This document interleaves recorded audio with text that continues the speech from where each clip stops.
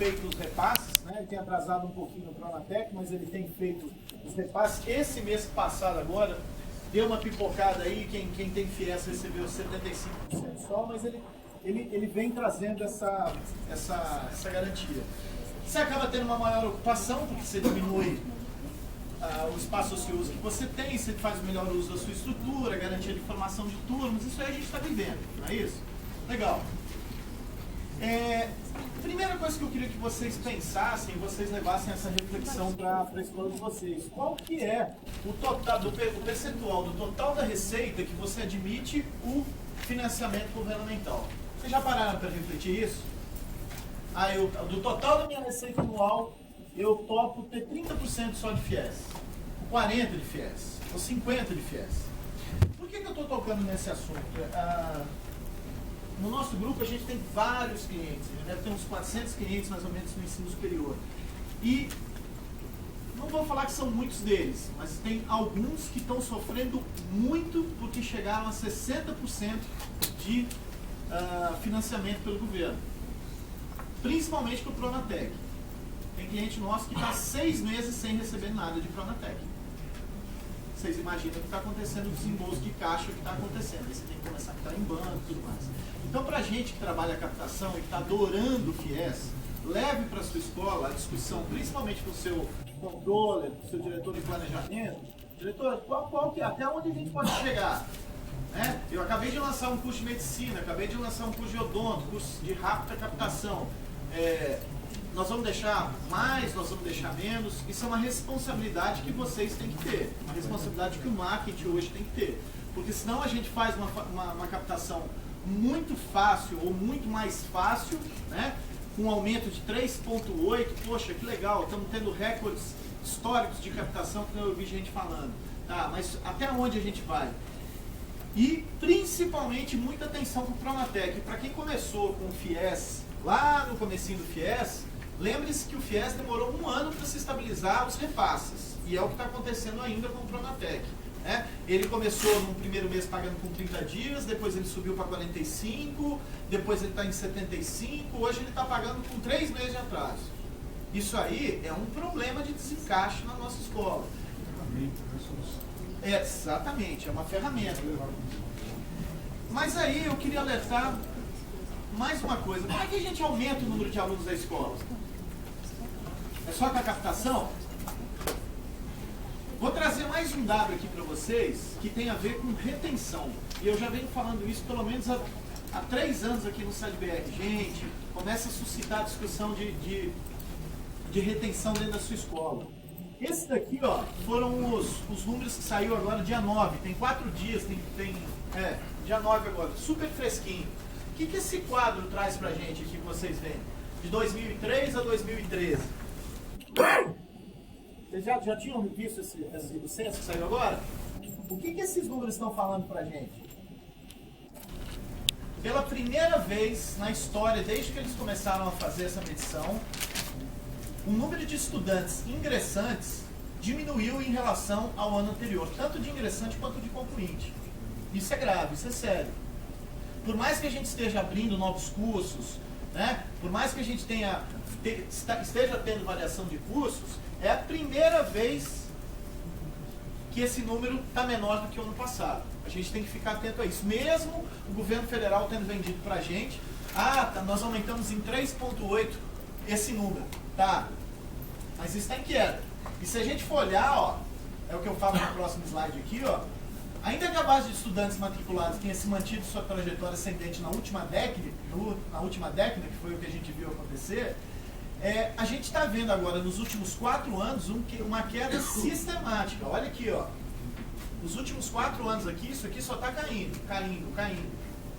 Né? Olha aqui, ó. Crescimento do ensino das matrículas de 2010, 11, 12 e 13.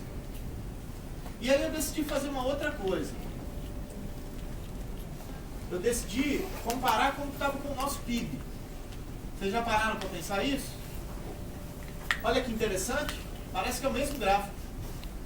Os anos em que a gente teve crescimento de PIB foram os anos que a gente teve crescimento de matrícula. Onde a gente caiu, olha aqui, ó.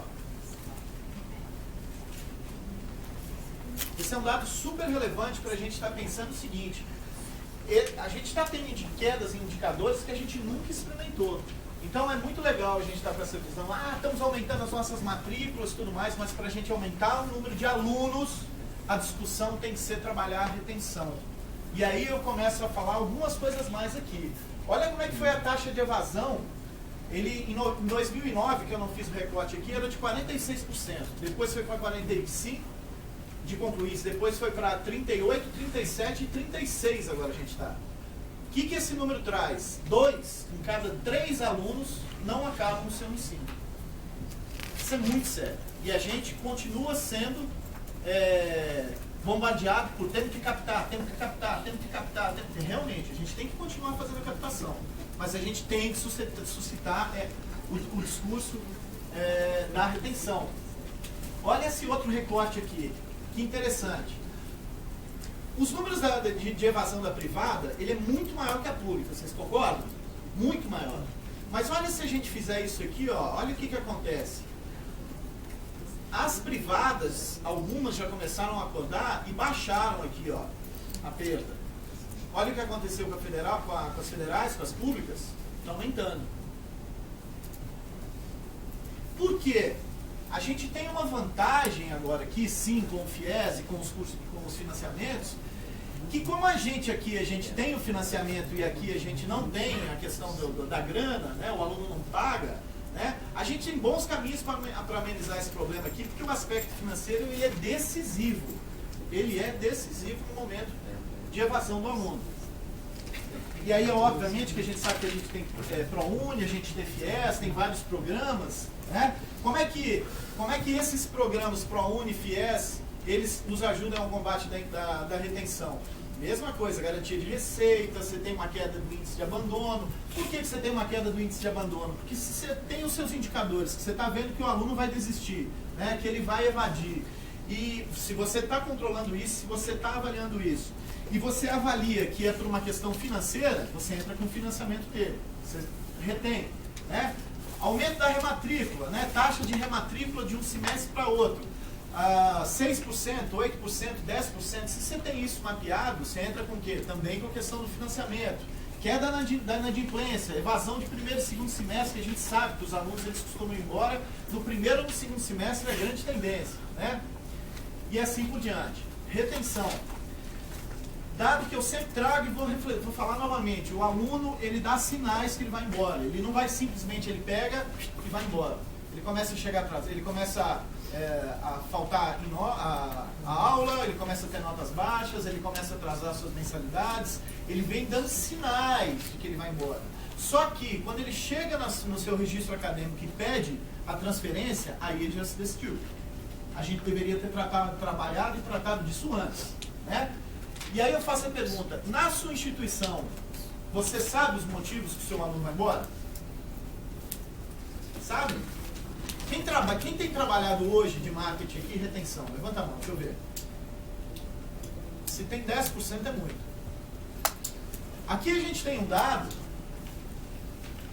dos principais motivos que levam à retenção, que levam à evasão, perdão. Daniel ali, Antonucci, que é do CRM Educacional, é hoje um dos principais estudiosos, especialistas nessa área de evasão. Quem quiser bater um papo com ele depois, ele vai explicar esses números para vocês. Tá? Por quê? Porque ele tem um produto que ele vem estudando há mais tempo, que trabalha com a captação e também com a retenção.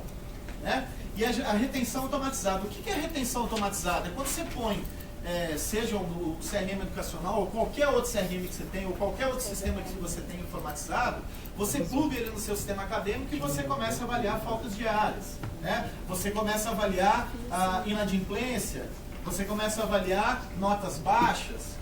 Aí algumas instituições falam, poxa, mas eu não tenho controle de frequência diária. Vai ter que começar a ter. Porque, normalmente, quando você espera o semestre inteiro para ver aquilo, o aluno já foi embora.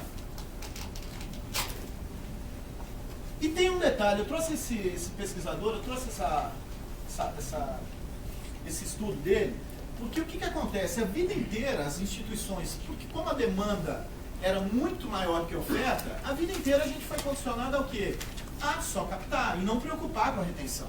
A retenção a gente pensava o seguinte, bom, o aluno vai embora porque ele tem uma base fraca, ele vai embora porque ele não tem dinheiro, ou porque ele não consegue acompanhar os alunos dentro de sala de aula, e é uma questão meio que natural. Não deve ser natural e não pode ser natural. Por isso que hoje, nos últimos 7 anos, os números de concluintes eles só vêm diminuindo.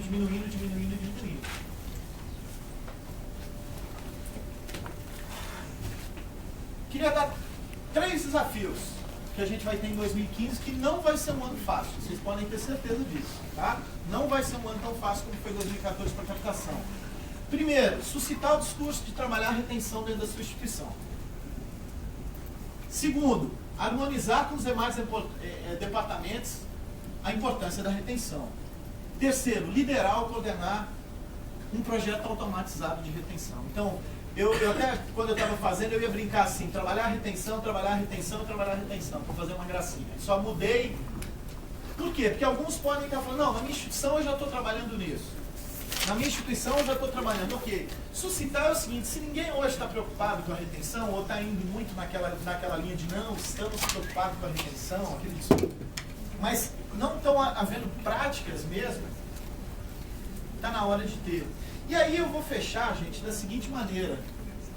É uma big oportunidade que vocês têm. Desde o segundo SADBR eu venho falando o seguinte, a tendência é que os gestores estratégicos de marketing educacional podem e devem ter um papel estratégico na instituição. Que vamos lembrar o que era 10 anos atrás, o que era 15 anos atrás, o que era 5 anos atrás. Demanda maior que oferta. Então o marketing era o quê? Era o que o Gazel falou, era panfleto, era o evento, era o PowerPointzinho que punha na parede bonitinho, né?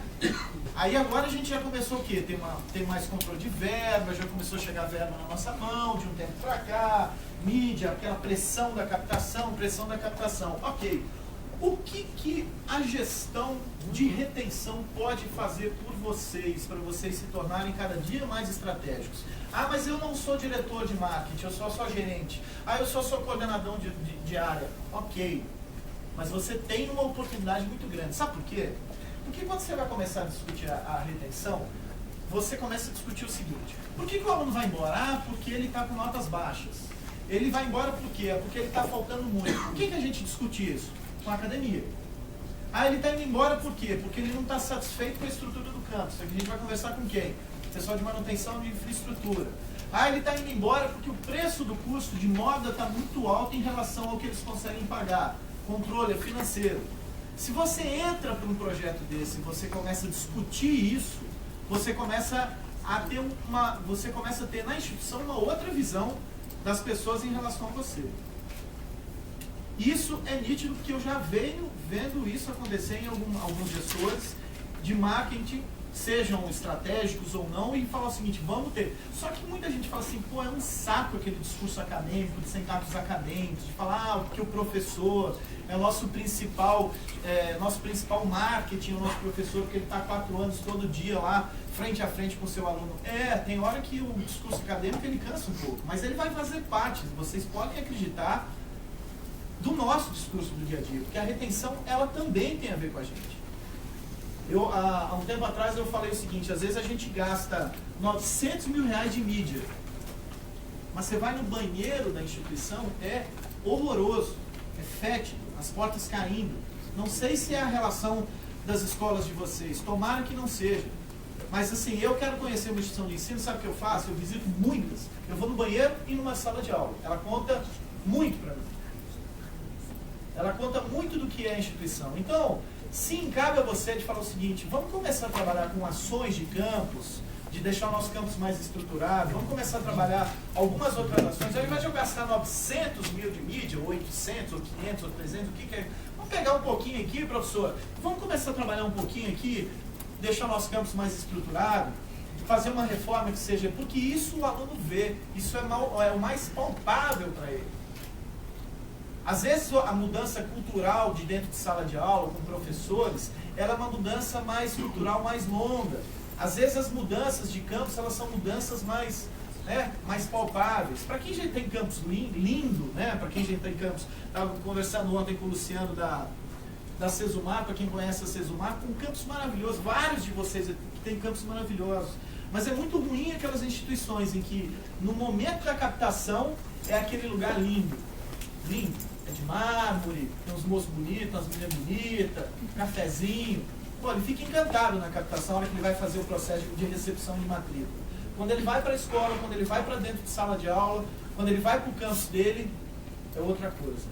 Isso também, se vocês olharem ali nos motivos, nas razões do abandono, isso também tem a ver.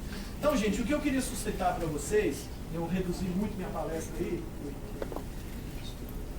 porque realmente eu quero que o Max traga muitas coisas novas para vocês que ele não falou ontem. Vocês têm uma grande oportunidade de trabalhar retenção, suscitando essa discussão internamente. Quem tiver dúvidas pode me procurar, eu tenho uma série de dados sobre a questão de retenção, eu gosto de estudar essas questões do censo, de fazer recorte, de fazer comparativos. O Daniel é um grande especialista na área também, pode conversar com vocês.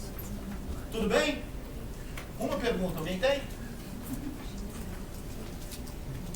Então tá bom, queria realmente ir rápido. Max?